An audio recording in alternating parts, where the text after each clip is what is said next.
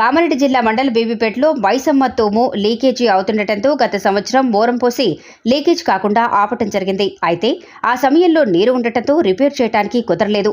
ఇప్పుడు ఎండాకాలం అవడంతో నీటి మట్టం తగ్గి రిపేర్ చేసే అవకాశం ఉన్నందున ఇరిగేషన్ డిపార్ట్మెంట్ వారు వర్షాకాలం రాకముందే రిపేర్ చేయాలని అధికారులను ఎమ్మెల్యే తాటిపల్లి వెంకటరమణారెడ్డి ప్రభుత్వం కలిసి బీబీపేట మండల చెరువును లీకేజీలను సరిచేయాల్సిందిగా ప్రజలు కోరుతున్నారు.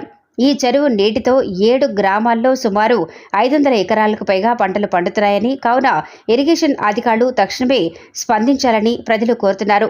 ఈ విషయమై ప్రజలు ఎంపీటీసీని నిలదీసి అడగ్గా ప్రభుత్వంతో మాట్లాడి మనకు రావాల్సిన నీరు వచ్చేటట్టు చేద్దామని ఎంపీటీసీ కొరవి నీరజ నరసింహులు ప్రజలకు హామీ ఇచ్చారు. అలాగే బీబీపేట కట్టను మినీ ట్యాంక్ బండ్గా ఏర్పాటు చేయాలని ఎంపీటీసీని ప్రజలు కోరటంతో ఎమ్మెల్యే దృష్టికి ప్రభుత్వం దృష్టికి తీసుకెళ్తామని తెలిపారు.